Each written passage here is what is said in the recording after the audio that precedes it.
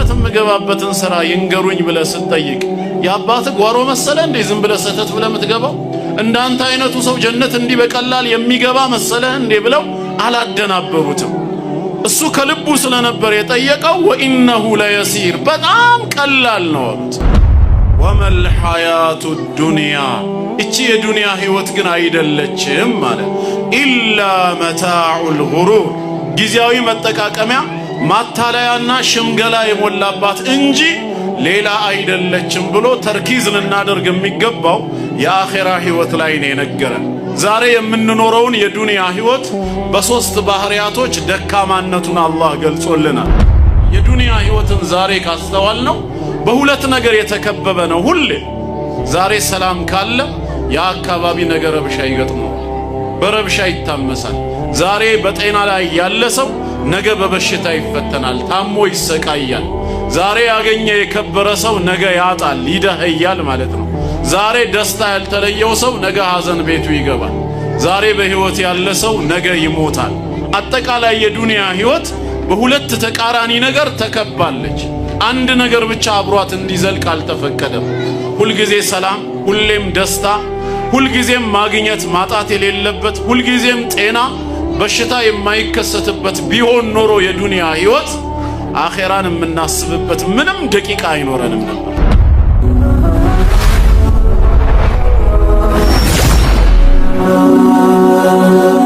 ሰብስክራይብ በማድረግ ቤተሰብ ይሁኑ።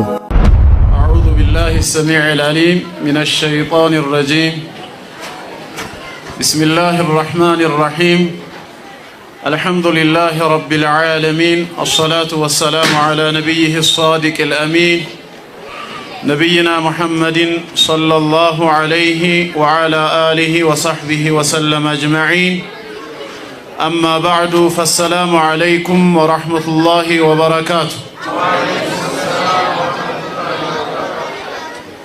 ዓላማና ግባችን በመጨረሻው ዓለም በዕለተ ትንሣኤ የአላህን ጀነት ማግኘት ከቁጣው ከጀሃነም እሳት መራቅ ነው። አላህ በሱረቱ አሊ ዒምራን እንደነገረን አዑዙ ቢላሂ ሚነሽ ሸይጣኒር ረጂም ኩሉ ነፍሲን ዛኢቀቱል መውት ነፍስ በጠቅላላ ሞትን ቀማሽ ናት ይላል። ሕይወትን ሲለግሰን ሞትንም በእኛ ላይ ወስኖ ነው ያመጣው። እያንዳንዲቷ ነፍስ ሞትን ቀማሽ ናት፣ ከሞት የሚያመልጥ ማንም የለም ነው ያለው። ሞት አይደለም ለእኛ ወይም ለእንስሳት ለጅኒዎችም ለመላእክትም አልቀረላቸውም። ሞት የማይዘው የሞት ፈጣሪ የሆነው አምላካችን አላህ ብቻ ነው።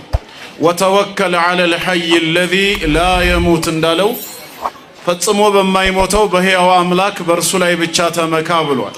እኛ ግን ስንመጣ ወደዚህ ዱንያ ሕይወት ብቻ ሳይሆን ሞትም በእኛ ውስጥ ተወስኖ ነው የመጣ ነው። ዓላማው ለምንድነው? ሊፈትነን ስለነበር ማለት ነው።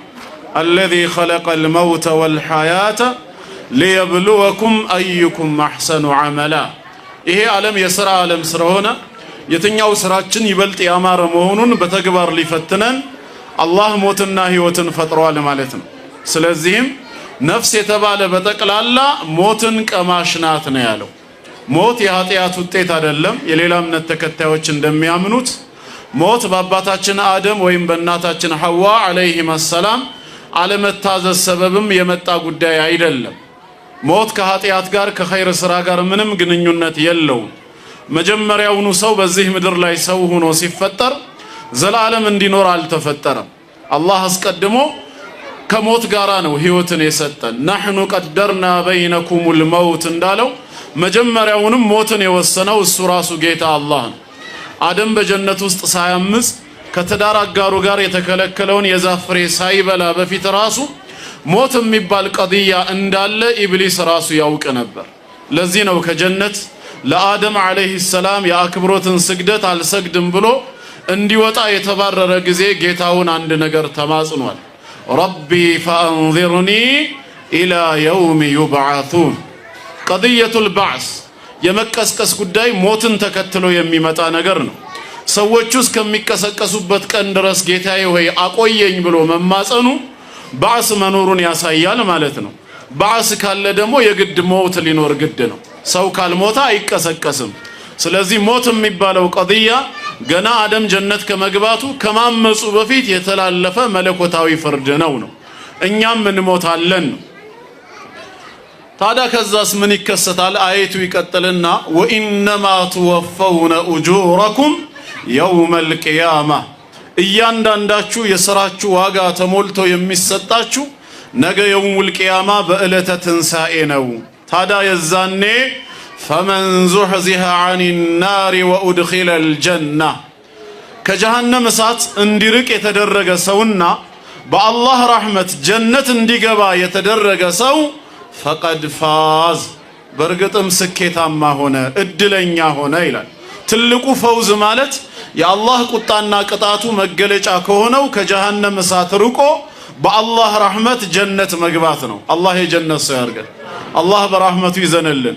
ከዚህ ውጭ ሌላ እኛን የሚያስጨንቀን ነገር የለም።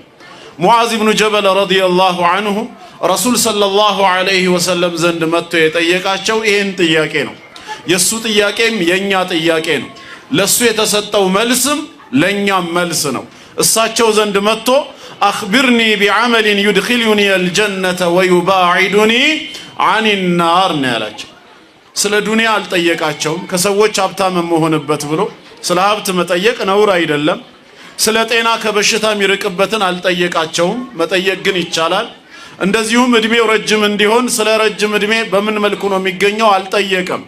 ስለ እነዚህ ሁሉ መጠየቅ እየተቻለ ሙዓዝን ያሳሰበው የመዳን ጉዳይ ነውና ጀነት እንድገባና ከጀሃነም እሳት እንድርቅ ሰበብ የሚሆነኝን ስራ እሰራው ዘንዳ ይንገሩኝ በማለት ነበር መልእክተኛውን የጠየቃቸው። እሳቸውም ጀነት የሚያስገባህ ስራ ይሄ ነው ብለው ወዲያውኑ መልስ አልሰጡትም። መጀመሪያ ምንድነው ያደረጉት? ያነሳው ጥያቄ ተገቢ መሆኑን ገለጹለት። በእኛ ቋንቋ ላይክ አደረጉለት ማለት ነው። አግባብነት ያለው ጥያቄ ነው።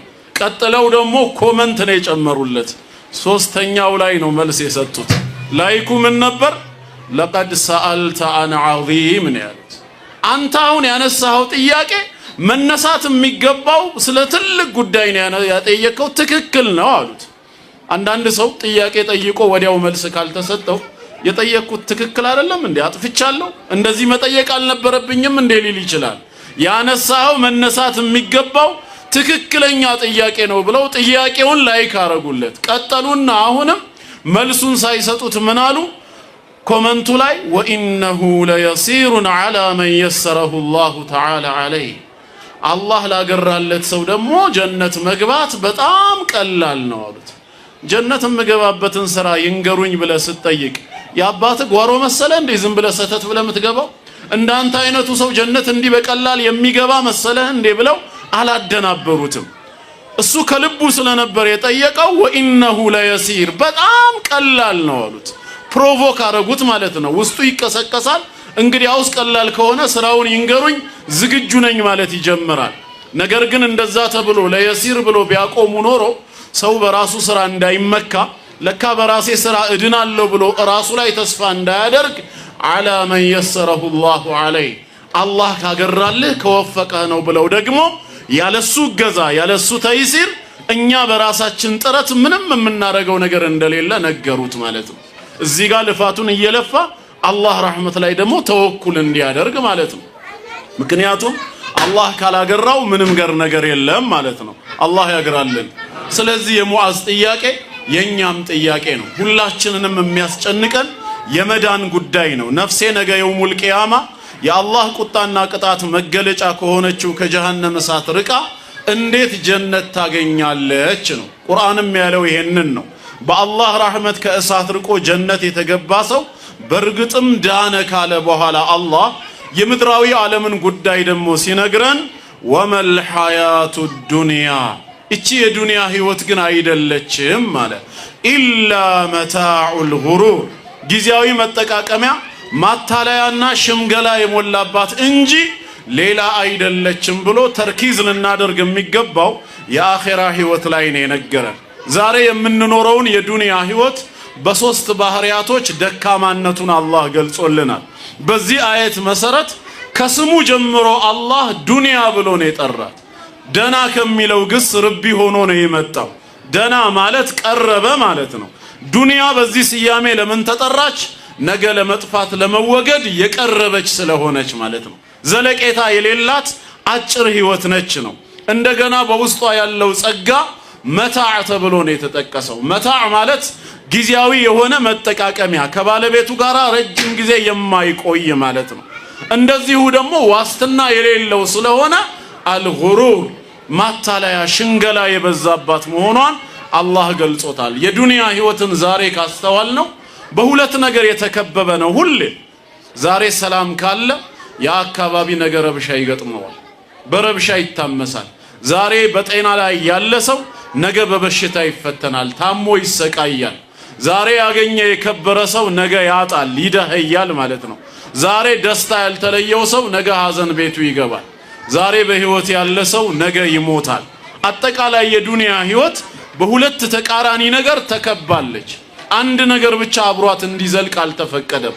ሁልጊዜ ሰላም፣ ሁሌም ደስታ፣ ሁልጊዜም ማግኘት ማጣት የሌለበት፣ ሁልጊዜም ጤና በሽታ የማይከሰትበት ቢሆን ኖሮ የዱንያ ህይወት አኺራን የምናስብበት ምንም ደቂቃ አይኖረንም ነበር። በዱንያ ኒዕማ ብቻ ሰምጠን እሷን እያስታወስን በድንገት ሞት ይዞን ይሄድ ነበር ማለት ነው።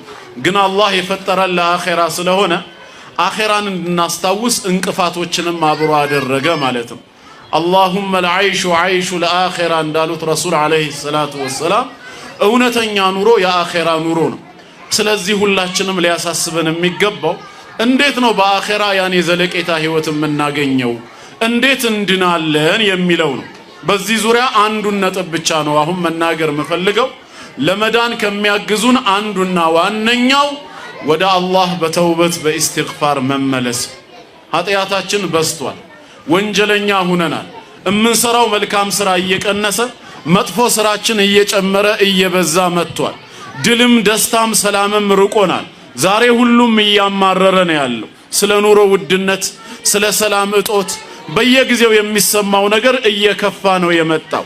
ለዚህ አንዱና ዋነኛው መፍትሄ ወደ አላህ መመለሳችን ነው። ተውበትና ኢስቲግፋር ዕለታዊ ስራ ማድረጋችን ላይ ነው። በተውበትና በኢስቲግፋር ላይ ራሱን ቢዚ ያደረገ ሰው ያለምንም ጥርጥር ይድናል። ይሄ ከ1400 ዓመት በፊት በአላህ ቃል የተነገረን ነው። ዛሬ ካፊሮች በየመንገዱ መንግስተ ሰማያት ቀርባለች ንስሐ ግቡ እያሉን ነው። አላህ ከ1400 ዓመት በፊት ባወረደው ቃሉ ሱረቱ ኑር ላይ ወቱቡ ኢለላሂ ጀሚዓን አዩሀል ሙእሚኑን ለዓለኩም ቱፍሊሑን ይላል። ዓላማና ግቡ ፈላህ መውጣት ነው። ለዓለኩም ቱፍሊሑን ትድኑ ዘንዳ ይላል። ከኛ ውስጥ መዳን የማይፈልጋለ እንዴ? ይኖራል? ከአላህ ቁጣና ቅጣት ሁላችንም መዳን እንችላለን እንፈልጋለን። ታዲያ መዳን የምትፈልጉ ከሆነ ምን አድርጉ ነው ያለው? ወቱቡ ኢለላሂ ጀሚዓን አዩሀል ሙእሚኑን፣ በአላህና በመጨረሻ ቀን እናምናለን የምትሉ ሙእሚኖች ሆይ ተውበት በማድረግ በመጸጸት ወደ ጌታችሁ መንገድ ተመለሱ ነው የሚለው አላህ። ተውበትና ኢስቲግፋር ቋሚ ስራችን ከሆነ ያለምንም ጥርጥር እንድናለን።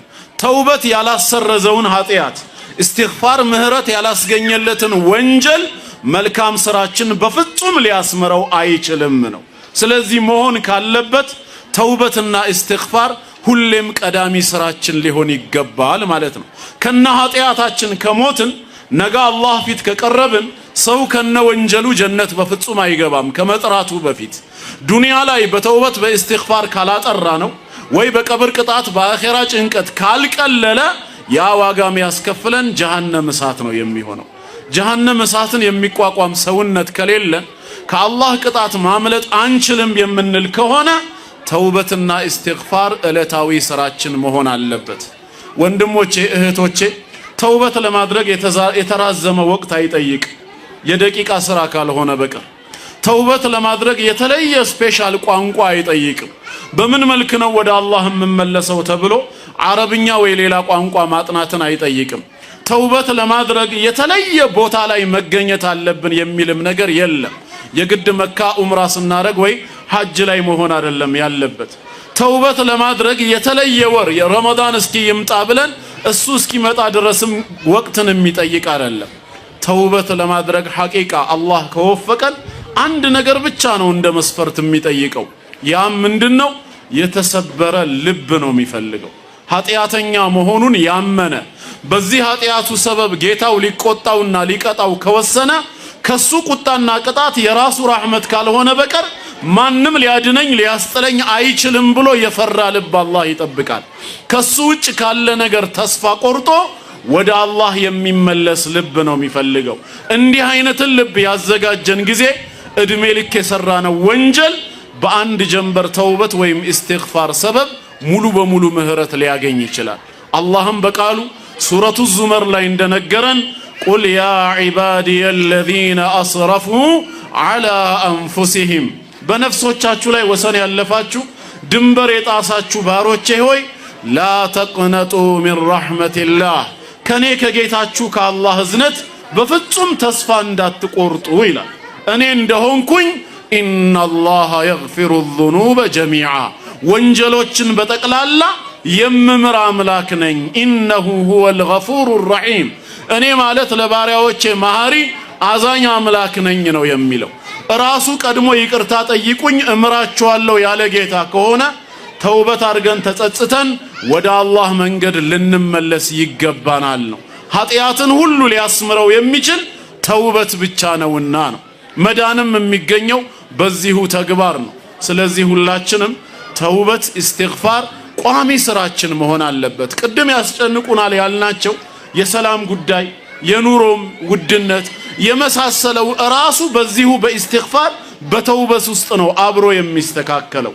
አባታችን ኑህ አለይሂ ሰላም ህዝቦቹን ሲመክራቸው ፈቁልቱ እስተግፊሩ ረበኩም፣ ጌታችሁን አምላካችሁን አላህ ምህረትን ጠይቁ፣ የኃጢአት ይቅርታን ከሱ ፈልጉ አልኩኝ። ይሄን ያረጋችሁ ጊዜ ኢነሁ ካነ ገፋራ፣ ምህረተ ሰፊ ነው፣ በብዛት ኃጢአታችሁን ይምራል። መማር ብቻ ሳይሆን በዚህ ኢስቲግፋር ሰበብ ዩርሲሊ ሰማአ ዐለይኩም ሚድራራ፣ ዝናብንም ከበላያችሁ የተንቧቧ አድርጎ በብዛት ያወርድላችኋል። አሁንም በኢስቲግፋር ሰበብ ወዩምዲድኩም ቢአምዋሊን ወበኒን፣ ንብረትንም ልጆችንም ይጨምርላችኋል ነው የሚለው። ስለዚህ ተውበት ሪዝቅንም ያመጣል፣ ልጆችንም ያሰጣል፣ ኃጢአትንም ያስምራል። ረሱል አለይሂ ሰላቱ ወሰላም መለዚመል ኢስቲግፋር፣ ኢስቲግፋርን ቋሚ ስራው ያደረገ ይላሉ የአላህን አዘማ፣ ነገ በሱ ፊት ቆሞ መጠየቅን፣ ትላንት ከትላንት ወዲያ የሰራውን ወንጀል የአኼራን አስጨናቂነት ባስታወሰ ቁጥር ኢስቲግፋርን ቋሚ ስራው አድርጎ የሚያበዛ ሰው ምን ያገኛል ሲባል ጀዐለላሁ ለሁ ሚን ኩሊ ሀሚን ፈረጃ፣ ካስጨነቀው ነገር መውጫ ቀዳዳን አላህ ያበጅለታል። ወሚን ኩሊ ጀዐለላሁ ለሁ ሚን ዲቅን መኽረጃ፣ ለጠበበው ሁሉ መውጫ ቀዳዳ። ወሚን ኩሊ ሀሚን ፈረጃ፣ ላሳሰበው ሁሉ መፍትሄን ያቀርብለታል። ወረዘቀሁ ሚን ሐይቱ ላ ያሕተሲብ፣ ካልጠበቀው ካላሰበው ስፍራም ሲሳይን ይሰጠዋል አሉ። ይሄ ሁሉ የምን ውጤት ነው? የምን ውጤት ነው ወንድሞች? የኢስቲግፋር የተውበት ውጤት ነው። ከኛ ውስጥ ወንጀል የሌለበት ማንም የለም። ቅድም ኡስታዝ ባህሩ እንደጠቀሰው ረሱል አለይሂ ሰላቱ ወሰላም ኩሉ በኒ አደመ ኸጣእ ብለዋል። ሲበዛ እንሳሳታለን፣ እናጠፋለን። ምንም ከአደም የወረስነው ኃጢአት ባይኖርብንም የግብር ኃጢአት ግን አለብን። ህግ በመጣስ ዋጅባቶችን ችላ በማለት ሐራምን በመዳፈር ወንጀል ውስጥ እንወድቃለን።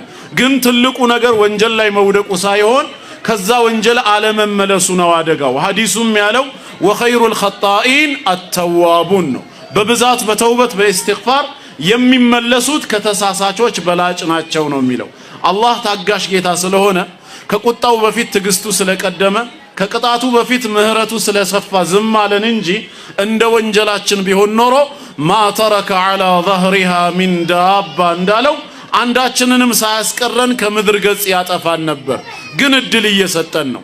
1000 ጊዜ ስናጠፋ በ1001ኛው ተውበት የምናረግ ከሆነ እሱ ሊምረን እድሉን ላይነፍገን ፈልጎ ነው። ሐዲሱል ቁርሲይ ላይ እንደተናገረው ያ ዒባዲ ብሎ አቢ ዘርን አልጊፋሪ ረዲየላሁ ዐንሁ ባስተላለፈው 10 ጊዜ ባሮቼ ሆይ ብሎ አላህ በጠራን ቦታ ላይ ሁለተኛው ጥሪ ላይ ምንድነው ያለው?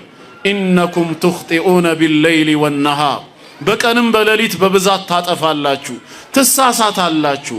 ወአና አግፊሩ ዙኑበ ጀሚዓ፣ እኔ ደግሞ ወንጀሎችን ሁሉ የምምር ጌታ ነኝና ፈስተግፊሩኒ አግፊር ለኩም ማረን በሉኝ እምራችሁ ዘንድ ነው የሚለው። ጉዳዩ እንደዛ ከሆነ ታዲያ ኢስቲግፋርና ተውባ ለማድረግ ምንድነው የከለከለን?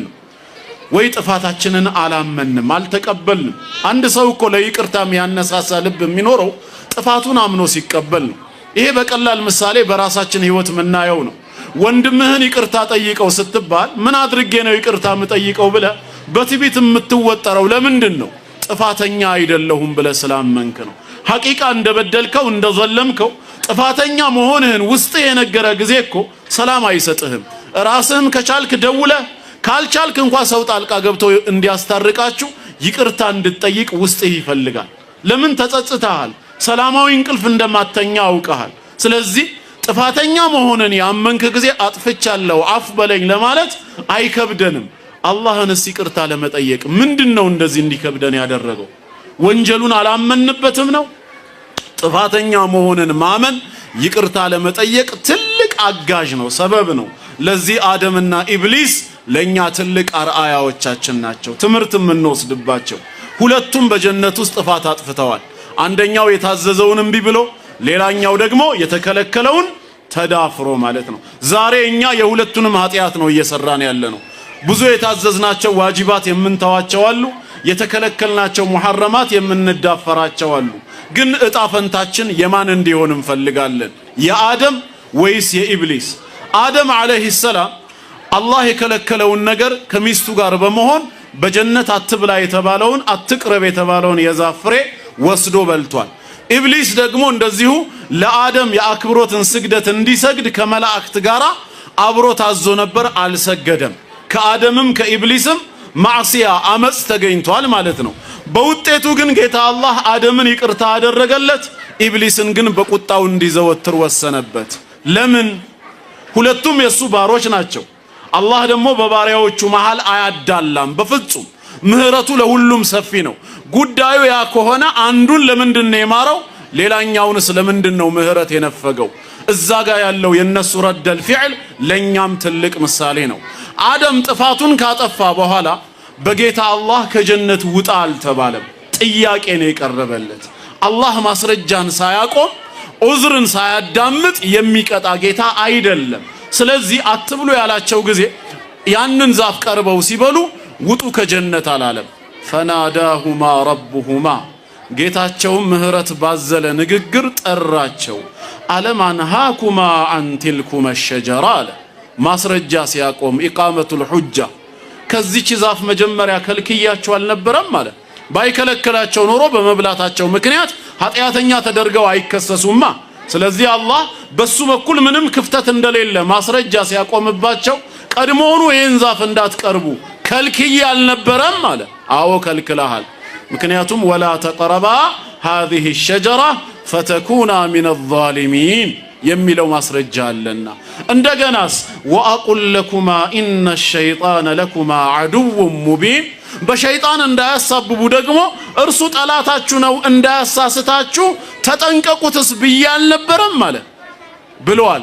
ኢነ هذا عدو لك ولزوجك فلا يخرجنكما من الجنة فتشقى ብሎ ነግሮታል። ጉዳዩ እንደዛ ከሆነ በአላህ ዘንድ ማስረጃው ከቆመባቸው ታዲያ ለምንድነው ትእዛዜን የጣሳችሁት? አሁን ዑዝር አላችሁ ወይ? እንዳልቀጣችሁ ከኔ ረህመት እንዳላባራችሁ ሊዳርግ የሚችል ምን መከላከያ አላችሁ አላቸው። ምንድን ነበር ታዲያ የነሱ መልስ? ከከለከልከን ዛፍ ወስደን የበላ ነው አንተ በአዘል በቀዳ ወልቀድር ስለጻፍክብን ነው ብለው ቀዳ ወልቀድርን አላመካኙም። ወይም ኢብሊስ ስላሳሳተን ነው ብለው በኢብሊስ አላሳበቡ። ፊት ለፊት ጥፋትን አምኖ ይቅርታ መጠየቅ ብቻ እንደሆነ የሚያዋጣው ስለተረዱ መጀመሪያ ኢዕቲራፍ ነው ያደረጉት። ቃለ ረበና ظلمنا አንፉሰና ያንተን ህግ በመጣስ ነፍስያችንን በድለናል፣ እኛው ነን ጥፋተኞቹ፣ አምነናል አሉ። ኢዕቲራፍ አደረጉ። ያመነ ሰው ይቅርታ ለመጠየቅ አይከብደውምና ስለዚህ ቀጥለው ምን አሉ? አሁን የቀረው ያንተ ይቅርታ ነውና ፈኢን ለም ተግፊር ለና ወተርሐምና አንተ ባትምርን ባታዝንልን ለነኩነነ ሚነል ኻሲሪን ከከሳሪዎች እንሆናለን አሉ። አላህም ማራቸው፣ ይቅርታ አደረገላቸው። ግን አስቀድሞ በአዘል ኢኒ ጃዒሉን ፊል አርዲ ኸሊፋ ብሎ በወሰነው መሰረት ምድር ላይ እንዲኖሩ ፈቀደ ማለት ነው።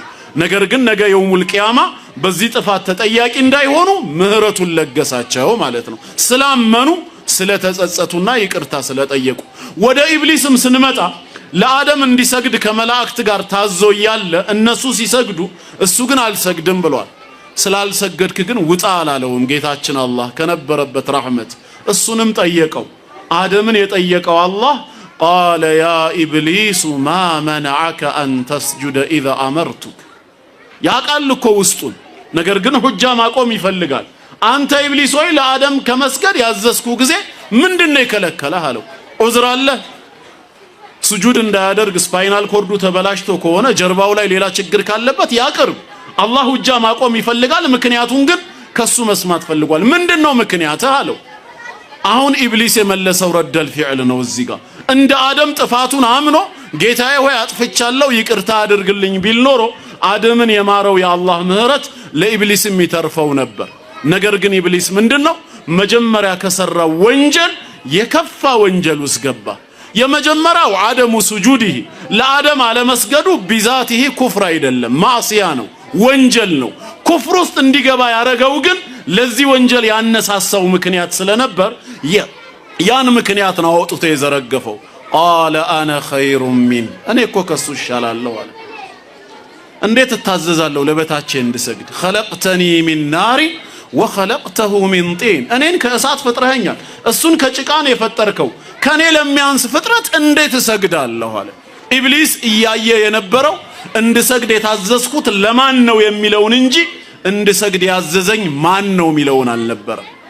ያንማ ቢያይ ኖሮ ለመስገድ የሚከለክለው ነገር አልነበረም። ያ ኩራቱ ነው ከነበረበት ወንጀል ኩፍር ውስጥ የከተተው። ቁርአንም ኢላ ኢብሊስ አባ ካለ በኋላ ወስተክበረ አለ። በዚህ ኩራቱ ሰበብ ደግሞ ፈካነ ሚነል ካፊሪን ከካሃዲያን ወገን ሆነ። ዛሬስ እኛ ወንጀል ስንሰራ ነገ እጣ ፈንታችን የአደም ይሁን ወይስ የኢብሊስ ተብለን ስንጠየቅ አደም የገጠመው እንዲገጥመን ከሆነ ምንፈልገው አደም የሰራውን መስራት አለብን። አንደኛ ኢዕትራፍ ረበና ዘለምና አንፉሰና ብለዋል። ማመን አለብን። ነፍሳችንን በድለናል፣ አጥፍተናል። ይሄን መቀበል አለብን። ይሄን ከተቀበልን ቀጣዩ ስራ ፈኢን ለም ተግፊር ለና ወተርሐምና ነውና አላህ እንዲምረን ይቅር እንዲለን መለመን ነው። ሰይዱል ኢስቲግፋር ሐዲሱን ታውቁታላችሁ ሁላችሁ። ዋና የተፈለገው መሐለ ሻሂዱ ላይ መጨረሻ ምንድነው የሚለው? ወአቡኡ ቢዘንቢ፣ ኃጢአተኛ መሆኔን አምናለሁ ተቀብያለሁ ነው። አዕተሪፍ፣ ስለዚህ ፈግፊር ሊ ማረኝ፣ ፈኢነሁ ላ የግፊሩ ዙኑበ ኢላ አንተ፣ ከአንተ በስተቀር ወንጀልን የሚምር ማንም የለም ነው። አልኢዕቲራፉ ቢዘንብ፣ ጥፋተኛ መሆናችንን ከልብ አምኖ መቀበል ለተውበት ያነሳሳል። ለኢስቲግፋር ጊዜ እንዳንሰጠው ያደርጋል። አለበዛ ራሳችንን መልካም ሰዎች አድርገን ብንቆጥር ከሆነ ኃጢአታችንን ካሳነስን በሰራነው መልካም ስራ ሰበብ የሚካካስ አድርገን እምናስብ ከሆነ ከተውበት ይጋርደናል። ሁሌም ራሳችንን መውቀስ አለብን። ሙእሚን ራሱን ወቃሽ እንጂ ራሱን አክባሪ እንዳልሆነ አላህ በዚህ ነፍስ ሙሉ ነው የነገረን ሱረቱል ቂያማ ላይ ላ ኡቅሲሙ ቢየውሚል ቂያማ ወላ ኡቅሲሙ ቢነፍሲ ለዋማ ነው ያለው። ራሷን በምትወቅስ ነፍስ እምላለሁ አለ። ማን ነው ራሱን የሚወቅሰው ሲባል ሙእሚን ነው። አላህ ካዘዘው ትእዛዝ አንጻር የሚጠበቅብኝን አልፈጸምኩም፣ የከለከለኝን ሙሉ በሙሉ አራኩም፣ ተዳፍር ያለው ብሎ ተቅሲር በማድረጉ ራሱን የሚወቅስ የሙእሚን ነፍስ ነው። አላህ በእንደዚህ አይነት ነፍስ ምሏል። ከነዛ ነፍሶች ምናልባት እኔም አንዱ መሆን እፈልጋለሁ የምንል ከሆነ ራሳችንን መውቀስ አለብን። ሁሌም የበታች መሆናችንን መመልከት ይኖርብናል። የዛኔ ለተውበት ለኢስቲግፋር በር ይከፍትልናል። አለበዛ በመልካም ስራችን የምንታለል ከሆነ ተውበትና ኢስቲግፋርን በቃ በአደባባይ በቀን ወንጀልን ለሚሰሩ ሰዎች እንጂ ለኛ ያልተደነገገ ስለሚመስለን ሰዓቱን አላረዝም። ወንድም እህቶቼ እኔንም ነፍስዬን ጨምሮ ተውበትን እናብዛ፣ ወደ አላህ እንመለስ። አላህ ወንጀላችንን ይቅር እንዲለን ሁሌም አስተግፊሩላህ ወአቱቡ ኢለይህ የሚለው ከልባችንም ከመላሳችንም ቋሚ ስራ ይሁን። አላህ ተውበትን ከሞት በፊት ይወፍቀን። በሞት ወቅት አላህ ሸሃዳን ይለግሰን። በቀብር ላይ ለሚቀርበው ጥያቄ ጽናትን አላህ ይወፍቀን። በአኺራ ከእሳት አርቆ ጀነትን ይስጠን። ወሰላሙ ዐለይኩም ወረሕመቱላሂ ወበረካቱ።